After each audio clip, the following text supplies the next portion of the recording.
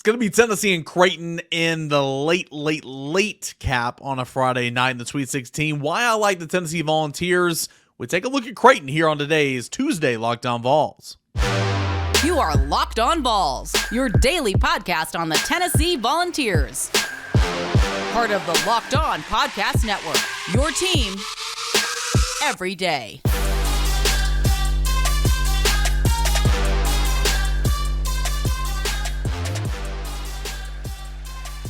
Hey, good Tuesday morning, everybody. Welcome into Locked On Vols. I am Eric Kane. Happy to have you with us here today. Shout out to you everydayers for making Locked On Vols your first listen each and every day. We're a part of the Locked On Podcast Network where, again, you can find so much content regarding sports at the college landscape or the professional landscape. We are free, completely free to download, to watch, to listen, to subscribe to the channels on YouTube and, of course, wherever you get your podcasts. And today's show, we're going to take an early look at Creighton. I'm going to tell you exactly who Creighton is and why I like Tennessee's matchup. Rob Lewis, my co-worker at VolQuest.com, he's going to talk Tennessee and Texas, and then look ahead at Tennessee and Creighton in segment number 2. And then you everydayers, segment number 3 is your segment. It's whenever I answer some mailbag questions. Big shout out to FanDuel Sportsbook for being a part of the show today. You can make every moment more at FanDuel Sportsbook. New customers can join today. $200 in bonus bets if your first bet of $5 or more wins. Visit FanDuel.com/lockedon to go ahead and get started today. So I thought here on a Tuesday we would take an early look at who Creighton is. Sure, we'll dive into it even more extensively on Friday's show when we get you set for Tennessee and Creighton in the Sweet 16 matchup. But who is Creighton? Creighton's a 3 seed in the Midwest, of course, and Creighton finished the season with a 25, or the current record rather is a 25-9, 14-6 in Big East Conference play. And of course, we know how good college basketball has always been in the Big East, and of course, this year was no different. But 25-9, 14-6 is the conference record, and you're taking a look at kind of going down the schedule a little bit and just the eye test, right? Seeing some of the wins and some of the losses that it's had. It lost to Colorado State in the Hall of Fame Classic by nearly 20 points, or by 21 points actually. Another loss on the season was at UNLV on the road before Christmas. Just got beat by about 15 in that game. Did take down Alabama. That's a noteworthy win for sure. Outscored them 85-82. It lost an OT to Villanova. It lost on the road to Marquette. Of course, that's a really good team. It lost twice to Providence. One 69-60 at home, and the other time was it lost to Providence 3 times if I'm not mistaken.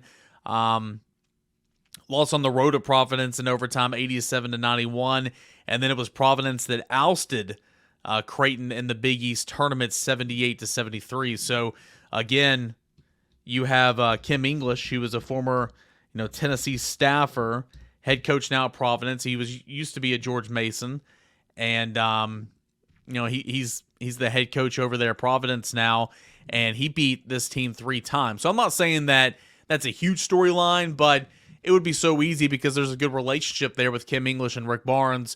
For Rick Barnes and his staff, whenever they're scouting this game, whenever they're putting together their reports and watching film and doing all that type of stuff, there's a resource there. There's a coach at a big time program that has beaten the team you're about to play in the Sweet 16 not once.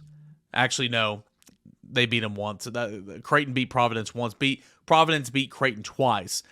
Providence beat Creighton on its home court once on February the 7th, and then beat them in the Big East Tournament. So nonetheless, multiple wins over the team you're about to play. So very familiar with this team, and I think that could be a great resource kind of going down the week as you get ready for this game. So a couple other notables just from the schedule, taking a look at a glance. Loss on the road at Connecticut, number 1 UConn, of course, 62-48. Later in the season when it played UConn again, it actually won convincingly, 85-66. So, it's not like Creighton is some Cinderella. Creighton's a really good basketball team. It finished, I believe, 3rd in the Big East standings. I think it finished 3rd in the Big East standings this year. You look at the net rankings, it is the 11th ranked team in the net. It's got an 8-5 record in Quad 1 games, 7-4 in Quad 2, 1-0 in Quad 3, 7-0 in Quad 4. So handle business, did that of Creighton. You look at KenPom ranking, it is the 11th highest rated teams per KenPom. adjusted offensive efficiency rating, 11th in the country, scoring 120 points per 100 possessions. So that's pretty stout there. Defensively, not bad either. It allows 96.3 points per 100 possessions. So all around, a pretty solid team. That is Creighton as Tennessee gears up for the Sweet 16. Now, you want to look at some of the noteworthy players, right? Some of the noteworthy players on this roster. It starts no further. You see this name, and then you got a laundry list of accomplishments. Baylor Scheierman, I think is how you say his name. Let's see here. Baylor Scheierman. There we go. Baylor Scheierman. He has picked up, I think so far, 8 All-American honors this year. 8 All-American honors. Third-team All-American honor this past week by the United States Basketball Writers Association. It came just a couple hours after he was a third-team All-American by the National Association of Basketball Coaches. 8 different All-American honors this season. Previously selected as a second-team All-American by the Field of 68, 247 Sports. Third-team choice by the Associated Press, Sporting News, ESPN.com, and College Hoops Today. He's the third player in Creighton history been named an All-American by the USBWA. Joining a couple other guys like Kyle Korver, Doug McDermott. Of course, we know those two names very well because of what they've done in NCAA Tournament postseason, of course, in the professional ranks as well for some of these guys. Sherman's done a really good job this season. Averaged 18.4 points, 9 rebounds, 4 assists per game. He led the Big East with 15 double-doubles in contention to become the first men's player in the last 20 years to lead a Power 6 conference in both defensive rebounds and three-pointers made. He became the first Division I men's player in NCAA history to surpass 2,000 points, 1,000 rebounds, 500 assists, and 300 three-pointers. The 11th men's player in NCAA history to score at least 1,000 points in multiple Division I schools. Of course, this is not his first stop. Scheierman authored Creighton's first point, rebounds, assists, triple-double in program history back on February 13th against Georgetown. 15 double-doubles are the most by a Blue Jay in the last 40 seasons. His 1,113 career defensive rebounds, the most by any player in the country in the last 25 seasons. This dude's a stud. This dude is a stud for sure. So it starts with him, of course. And then you go on, and Trey Alexander and Ryan Kalkbrenner named second-team All-Big East earlier this season, at the conclusion of the regular season. And Creighton was the only team with 3 honors and one on the top 2 teams per the Big East. So Baylor Scheierman is the guy to watch out for, certainly. Trey Alexander is a guy that was really, really good as well. Led the Big East with 38.2 minutes per game. He was third in both points at 18.6 and assists in 5.2. He ranked 10th in free throw percentage as well. And then you have Ryan Kalkbrenner, who was a really, really good defensive player. Second team All-Big East, 17.1 points per game, 7.3 rebounds per game. Top 6 nationally in both block shots with 3 on average and field goal percentage at 65%. 7th in Big East and 17.6 points, 7.5 rebounds per game. In league contests, 92 blocks are Creighton's most since the 1984-85 season. 291 career blocks, ranked second in Creighton history. So it starts with Baylor Scheierman, but certainly Trey Alexander and Ryan Kalkbrenner are 2 really, really solid players as well. So any way you want to look at it, I mean, Creighton's a pretty solid team. Again, it was a 3 seed for a reason. Finished in the top couple in the Big East, a really solid basketball conference. 25-9 overall record, but again, the way Tennessee defends, and they're going to have to defend the perimeter very well. I mean, this is one of the most efficient three-point shooting teams in the country in terms of the volume as well. They're going to shoot a ton of threes, so you can't have a lapse like you did against Kentucky and allow a team to get hot from 3. That's going to be a very critical point in this basketball game come Friday night. But the way Tennessee defends the perimeter for the most part, the way Tennessee has a couple of guys that can go get a bucket, and of course Dalton Knecht, and a way Tennessee can just muddy up a game and still win. I love the Volunteers in this game for sure. And I'm expecting Tennessee to advance on to the second Elite Eight in program history and take on Purdue most likely, and that would come on Easter Sunday at some point in time. But back-to-back Sweet 16 appearances for Tennessee. The first time that's happened or the second time that's happened in program history. Tennessee moves on to the Sweet 16 for the 10th time in program history, trying to go to the Elite Eight for the second time in program history, and it'll start at about 10:15 or whatever Eastern time from Detroit on Friday night. I'm not looking forward to that, but hey, I'd rather be playing basketball late at night than not playing basketball at all. That is an early look at Creighton and some of the players that make the Blue Jays go. We'll continue to talk Tennessee and Creighton as the week goes on. But coming up next, Rob Lewis is going to talk a little bit about Tennessee's win over Texas in the round of 32. And then, of course, look ahead to Creighton as well. That is coming up as we continue on with Locked On Vols.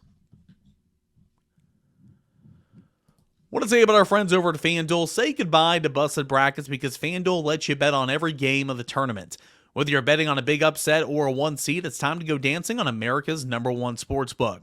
Right now, new customers can get $200 in bonus bets if your first $5 bet wins. That's $200 to use on point spreads, money lines. You can even pick who's going to win it all. Just visit FanDuel.com/lockedon and bet on college hoops until they cut down the nets. Again, that is at FanDuel.com/lockedon, FanDuel.com/lockedon. Make every moment more over at FanDuel. It's America's #1 sportsbook. And I want to tell you about our friends over at eBay. Passion, drive, patience. What brings home the winning trophies? What also keeps your ride or die alive? eBay Motors has everything you need to maintain your vehicle and leveled up to peak performance. From superchargers, roof racks, exhaust kits, LED headlights, and more. Whether you're into speed, power, or style, eBay Motors has got you covered. With over 122 million parts for your #1 ride or die, you'll always find exactly what you're looking for. And with eBay's Guaranteed Fit, your parts guaranteed to fit your ride every time, or your money is back. Because with eBay Motors, you're burning rubber, not cash. With all the parts you need at the prices you want, it's easy to turn your car into the MVP and bring home that W. Keep your ride or die alive today at ebaymotors.com. Eligible items only. Exclusions apply. eBay Motors, eBay Guaranteed Fit, only available to U.S. customers. More Locked On Vols with Rob Lewis of VolQuest.com. That's coming up next. Rob, obviously it wasn't Tennessee's best offensive showing that it's had here of late, but boy, that defense traveled, and it doesn't matter how you win, just win, survive, and advance. That's what Tennessee did against Texas on into the Sweet 16. Yeah, this isn't, the last weekend of October in college football, and you're trying to get style points for that, that first college football playoff poll. I mean, this is all that matters is that there's 16 teams whose seasons are still alive, and Tennessee's one of those 16 teams right now. And, there's 300 and something other teams out there in the country that would trade places with them in a heartbeat. So, Eric, you mentioned the defense, and, I'm sure you've talked about it. Everybody's talked about it, but man, you just have to really tip your cap to it and appreciate how hard it is to play defense like Tennessee did when it's so bad offensively, when you just don't have anything to, get your juices going, no big dunks, no big threes to, generate momentum. But you still just, suck it up and go back down to the other end of the court every time and grind like you have to, in that level of game. So man, it was not pretty to watch, but man, it was impressive to see the way they were able to dig deep. And I'm rambling, but Rick Barnes knew it, Eric. If you watched the post-game press conference or read what he said, the very first thing he said, he knew they dodged the bullet. He's like, in this tournament, you shoot like that, you go home. And it was because of his team's defense that they're going to Detroit instead of staying in Knoxville this week. Yeah, and how big was Tobe Awaka there in the first half? I think he had 8 points. Tennessee doesn't win that game without him. No. And he still picked up 3 fouls in the first half. He had played, let me make sure I remember it right, but he played 6 minutes in the first half. He had 8 points, and he had 3 offensive rebounds in 6 minutes. And we're talking 8 points. Doesn't sound. Tennessee scored 28 points in the first half, and Tobe had 8 of them in 6 minutes. It was, Tennessee was desperate for any kind of offense. Tennessee shot less than 30% in the first half, and to get a boost, where Tobe comes in and scores a 30-year points in 6 minutes. In hindsight, it's you won that game by 4, and Tobe did that. It's enormous what he did, and he ended up with 10 in I mean, he didn't even play 15 minutes. What did he played 11 minutes. He scored 10 points. Yeah. 4 or 5 from the floor. Yeah, he was awesome, and he's been obviously a huge contributor for Tennessee this season, and in his role, of course, kind of coming off the bench, playing good defense, rebounding, and providing a little offense of late. Josiah Jordan-James, we talk about it. Tennessee has that three-headed monster. You've got Dalton, Zakai, and Jonas, and Santi's not been the Santi of old, shooting the ball at least, and Josiah, the points have been down for a lot of the year. But how big was Josiah the other night? 9 points. 9 rebounds, tied Dalton for the team high. He had a couple steals. It feels like it just felt like, again, like he's been doing all year long. And same with Santi, been doing so much more to help this team win than maybe putting the ball in the basket. But 9 points was a lot of points the other night for Tennessee as well. It was, and he scored Tennessee's first bucket of the game. He had a couple of nice buckets in the first half. But the shot, it might have been the shot of the game. I mean, just over 4 minutes left. Texas is swinging to come back, and Josiah rises up, hits a 3-pointer that makes it a 9-point game. And it actually felt like the game was over at that point. But as it turned out, Tennessee needed every bit of that cushion in the final couple of minutes. But I thought Josiah was big. I mean, he hadn't hit a 3 in the last 2 games. Since Tennessee played Kentucky in the regular season finale. I mean, I looked it up the other night, but I think he was 6 of 24 from 3 in Tennessee's last 10 games. Before the other night. So for him to have the confidence to take that shot in that situation, I thought was big. And EC, you mentioned he had 9 boards. I mean, it's not like he's not, doing things to help Tennessee win. I mean, his ability to guard multiple positions is a huge, huge key in everything Tennessee wants to do defensively. And, a big key, to them being able to hold Texas to 36% shooting and win a game where Tennessee was as bad as they were on offense. So, yeah, I mean, it's hard not to at least fixate a little bit on Santi and Josiah when they just don't give you anything offensively. But at this stage of the game, I just think if you get something, it's gravy. I mean, they're still doing things to help you win. I mean, Santi is a fantastic defender. He's a good rebounder for a guard his size. But you saw it with Jonas. I mean, you saw it with Josiah. I think you're going to have to see something like that from at least one of them this weekend, if Tennessee's going to do something special. I mean, it's hard for me to think that Tennessee's going to make a Final Four, or if Josiah or Santi isn't at least hitting a shot like Josiah did in that last 4 minutes, or getting 9 rebounds like Josiah did. I mean, they're going to have to show up and they're going to have to contribute. Yeah, I would agree with that. I mean, I've heard you say this countless times this season. You are who you are at this point. It's not like you can't blossom up and have one big game. Josiah had that huge game against Kentucky, earlier in the season. But I mean, you're not going to be the Robin to Dalton's Batman at this point in the season. Just, step up, hit a shot every now and again, and continue to do what you've been doing. How about those free throws there at the end? I mean, Tennessee, I think, was 15-18 on the game, but I mean, this is all in the last minute. You had a dude that hit a free throw. He hit 2 more. Dalton hit 4. His last 2 coming after that 3-pointer that cut the deficit to 2 with 4 seconds left. Again, you've got to, when your shot's not falling, you got to do a lot of things at an elite level: defense, rebounding, free throws in the last minute. Tennessee took care of business, and again, that's why they're advancing on. Yeah, I mean, if you look at the stat sheet, Eric, Tennessee didn't hit a shot from the floor in the last 2.5 minutes. Josiah hit a layup that put Tennessee up by 7, and then Texas, over that span, they hit 2 3-pointers, two inside the arc, and Tennessee was 7 of 8 at the line in the last minute. I mean, just clutch, and that has not been a strength, for this team this year at times. And Jonas, was 3 of 4, and that's a guy that's a 63% shooter on the year. And if you're him coming through that situation, you got to leave that game with a ton of confidence. Going up there and at the line. The first time he went, it was a 2-point game. And he didn't make them both, but he made one. Made it a 3-point game, gave you a little cushion. And then the next time he went back, it was still a 2-point game, and he made both to make it a 2-possession game. And that's, for a kid like Jonas, who has had some success, has some games, but he's not been in that exact situation before, at the line with the game on the line, Sweet 16 on the line. So I think that's got to just make his confidence just swell. So moving on, Tennessee's going to the Sweet 16 for the second time. For the back-to-back years, for only the second time in program history, for the 10th time overall. Of course, if you win this one, you'll go to the Elite Eight for only the second time in program history. Tennessee's never been to a Final Four. But when a lot of people were filling out their brackets, be it Tennessee fans or the common fan, the average fan, a lot of people had Creighton beating Tennessee in the Sweet 16. Why is that? Outside of maybe the lack of success in March, what about Creighton will give you pause about this game if you're a Tennessee fan? Well, if you're a Tennessee fan, they shoot the ball. They put up a ton of threes. They lean on it hard. Almost probably, Alabama level hard. Maybe not quite to that extreme, but Creighton is they live and die by that thing, man. They're going to shoot a ton of them.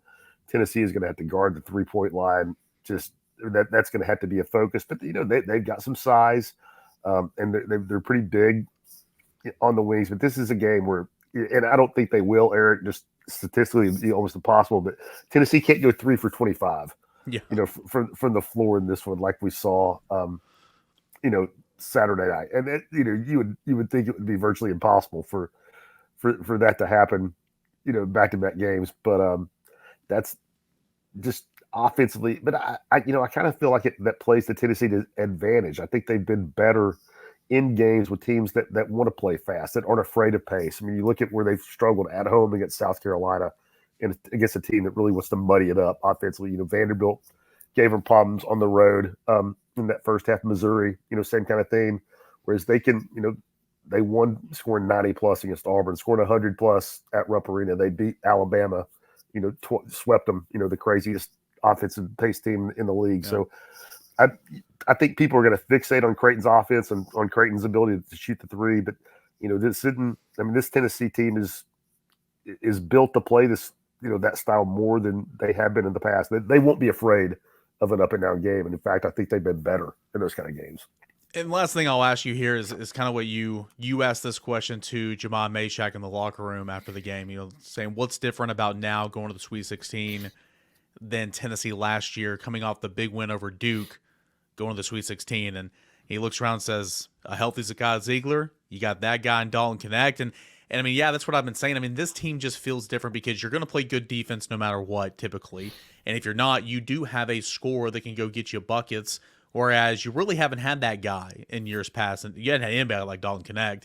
And you have a healthy floor general in Zakai. I feel like, shooting sucked the other night. But as Jay Wright said, and if you said, you should have a lot of confidence in Tennessee because, again, you are a more complete team that does a little bit of everything good and plays defense great. And that's kind of a winning formula this time of the season. And you mentioned Dalton, Eric, and to me, there's a lot of reasons why Tennessee, is I think built different this year. But he can't buy a 3-pointer Saturday night against Texas. What's he doing that second half? He gets in the paint. He's dunking on people. He's getting offensive rebounds. He goes to the line. He's 5 of 6. Tennessee's not had that guy. Not many people have that guy that can really score on all 3 levels that are that can knock down 24-footers, that can make contested shots. He made 1 3 the other night, Eric. You remember it? It was a circus shot. Yeah. He was 0 for 8 when he pulled the trigger on it, and there's 8 minutes left in the second half, and it's on an inbounds play. There's 2 guys hanging off of him, and he just drills it. The confidence that he has, the ability that he has. My shot's not falling. I got to figure something else out. Tennessee's not had that guy. And you mentioned Zakai, Eric. From the moment he went down last year against Arkansas in the last week of February, it was a grind for Tennessee. Every game was a grind. Making the Sweet 16 was a grind for that team. Remember that Duke game? That felt like a big deal to beat Duke and get to the Sweet 16. It doesn't feel like a big deal that they're in the Sweet 16 now. It feels like they're supposed to be here. Yeah. And I think that's Jamai I wouldn't say Jamai necessarily said we're supposed to be here, but he was like, man, this feels a lot different. We feel like we're clicking on all cylinders now, and they're just confident. I'm not saying they weren't confident last year, but they know. They know what they're capable of, and this team, the ceiling on this team is way higher than it was last year when you're talking about playing without Zakai in the Sweet 16. This week's March Madness bracket highlight is brought to you by our friends over at Nissan. Each week, we're picking up one team that stands out, a team that's pushed it further than the rest, just like any of the new 2024 Nissan SUVs. These guys were able to take it to the next level. How about the Iowa State Cyclones? Can only be described as a Nissan Pathfinder. They've been thrilling to watch, have really created a lane for themselves entering the tournament as one of the hottest teams in the country. They have a date with Illinois on Thursday in the Sweet 16. I know we only said one team, but let's highlight another. The NC State Wolfpack are obviously this week's Nissan Rogue. The team absolutely surprised us all with a powerful performance in the first two games of the tournament. Wins over Texas Tech and Oakland have set them up to play Marquette in the Sweet 16. And, of course, that was after beating North Carolina to win the ACC tournament to punch their ticket. They say win life, go road. That's exactly what NC State, the Wolfpack, has done right here. Take on the Nissan Rogue, Nissan Pathfinder, or the Nissan Armada and go find your next big adventure. Shop NissanUSA.com. We've got more Locked On Vols. Your mailbag questions, they're going to get answered here in segment number 3. All right, we're going to continue on here and finish off a Tuesday edition of Locked On Vols with the mailbag portion of the show. You everydayers, this is when your time to shine is. You send in those questions, and I do my best to answer them here on the podcast. We'll start with Tristan. Tristan says, who do you think is going to take over Tyler Barron's spot? Now, he plays that strong side defensive end, that traditional 5-tech, of course, is a versatile spot. He plays the opposite side, or he played at Tennessee, the opposite side of what James Pierce Jr. does, the Leo position. So you need a bigger guy, a little bit more beefier, still a pass rusher, but is there to help more of the interior games as well at times, and they'll slide in whenever they go in pass rushing situations to get another Leo on the field. So Dominic Bailey played a lot with Tyler Barron each of the past couple of seasons. Tyler Barron stayed his healthiest this past year and was able to stay on the field and obviously contributed a much bigger way, and you saw the results go up for him. But Dominic Bailey's an experienced guy that's been there, done that. Tyree West is another guy that's gonna play an awful lot. You saw kind of his coming out party in the Citrus Bowl. Another name to pay attention to would be Tyree Weathersby, who was injured last fall camp, but he was going to play a little bit. Rodney Gardner and the defensive coaching staff really like Tyree Weathersby, his game, and he's off to a good start in spring as well. And then one more name I'll give you would be Jason Jenkins. Jason Jenkins, I'll talk about here in a moment. Hadn't done a whole lot throughout his career, but I think that he could play a big impact for Tennessee, at least a part of that defensive line rotation in 2024. It's important to remember Rodney Gardner is going to play 10 to 12 guys. Just because you're technically third string on the depth chart doesn't mean you're not going to see any playing time. In fact, you'll probably get between 5 and 10 snaps a game at minimum.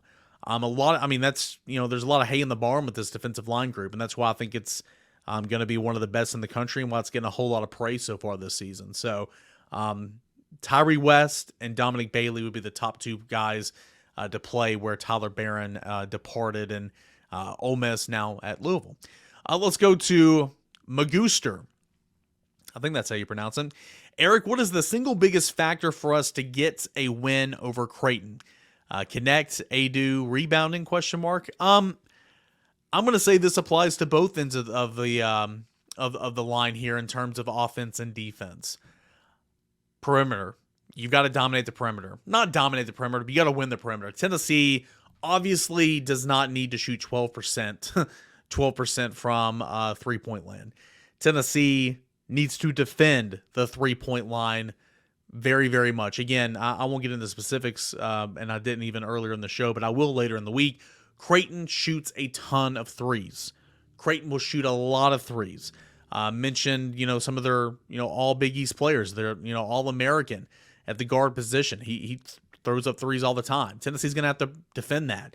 Tennessee cannot allow a team like Kentucky to go and shoot and make 15 three-pointers. So you got to defend it, and you've certainly got to hit more. I'm not saying Tennessee's got to be dominant from three-point land, but you got to have certainly more than 3 go in out of 25 shot attempts, like what happened against Texas. And you got to shoot much, much, much, much, much better from long distance than 12.5%. I like Tennessee's defense. I like Tennessee to score in different ways. I don't expect Tennessee to shoot that poorly again, but you need to shoot better. So I'll say the perimeter game would be the one area that I think Tennessee needs to win to win this basketball game, both offensively and defensively on both ends of the line right there. Let's go to Turkey Slammer. Players with the biggest physical transformations this spring, or our freakiest athletes. Well, in terms of freakiest athletes, Jalen Wright was in that conversation. He's obviously gone now. Elijah Simmons is still on the roster, and he continues to still be a freak. He'll be on the athletics freak list, later on in spring or later on in the summer.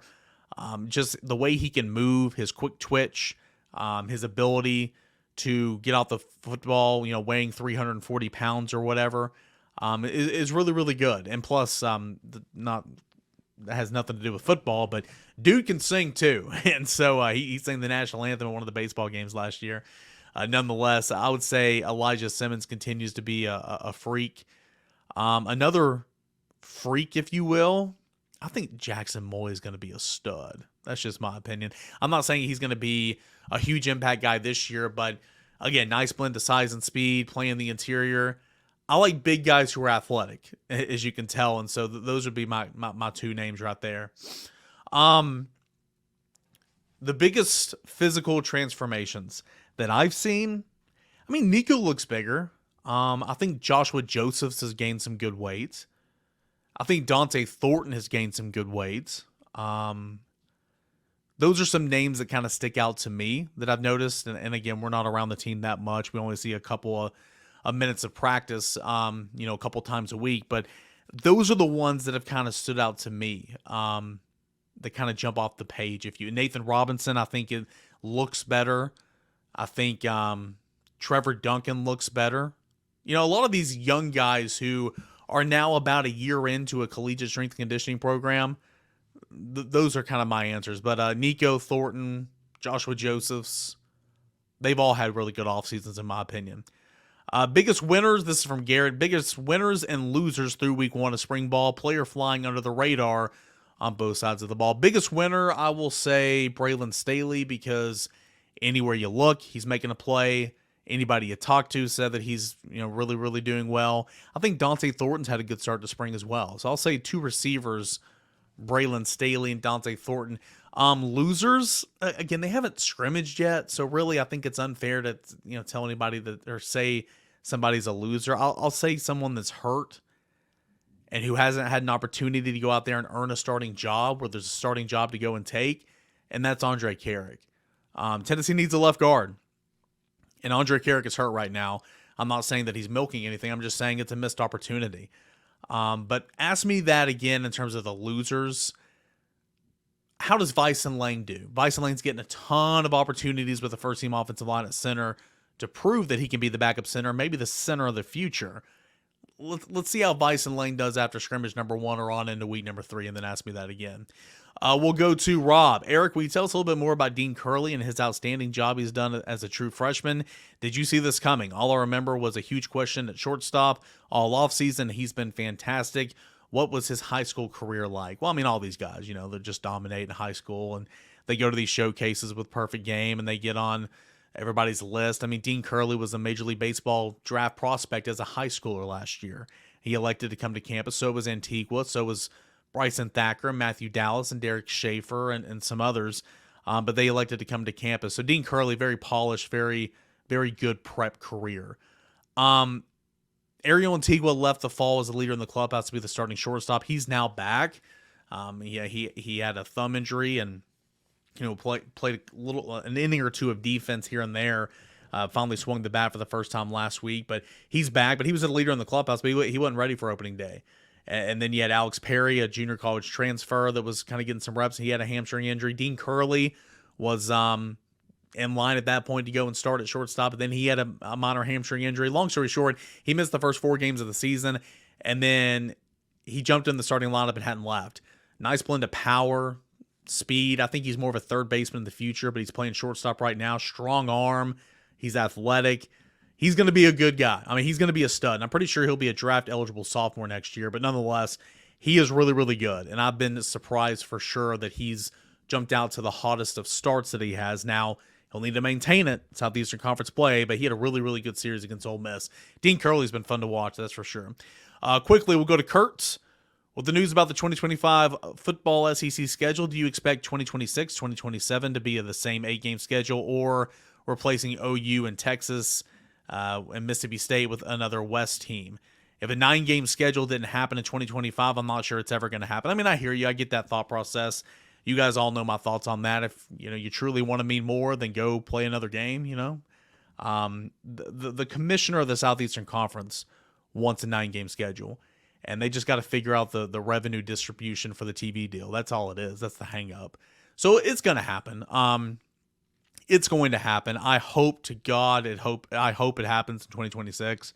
It's not obviously going to happen in 2025, but I do expect it to happen in 2026. But if it doesn't for some reason, they got to change something, because you would have played 2 years Oklahoma. You would have played 2 years Mississippi State. And that's ridiculous. Last one, we'll go to Heath. Have any of you seen a player like Brandon Huntley Hatfield going to Louisville and not hardly ever hearing about him again? Just goes to show you how many times the players have problems in their own camp. Brandon Huntley Hatfield could have been really good here if he stayed and just listened to Barnes. Yeah, I mean, there's examples of that all the time. I mean, Chase Burns would be an example on the opposite, because he's one of the better pitchers in college baseball right now. Brandon Huntley Hatfield, he just wrapped up his second season with Louisville. Last year, he had 6 rebounds and 6 points and 5 rebounds on average. This past year, he upped that to 12 points and 8 rebounds on average. So, and he got better from one year to the next. But yeah, a lot of times I think some young guys, they don't like the way Barnes or somebody will coach them. They don't like their playing time situation or whatever the case is, and they like to leave. And it's not always greener pastures when you leave a place like Tennessee or any place in general. But yeah, there's been some examples like that for sure. But you're right, not a whole lot of talk about BHH. Whereas if he stayed here, he could have been really, really good. Guys, appreciate you as always for tuning in to Locked On Vols. Thanks so much for being here, making Locked On Vols your first listen. We'll come back on tomorrow's show. We'll talk to Josh Ward for a little Ward Wednesday. We'll continue to break down Tennessee and Creighton, tell you all about, we'll get you set as well for Tennessee's first spring football scrimmage. I'll tell you what I'm looking for in that spring scrimmage, all that and more right here on Locked On Vols. We'll talk then.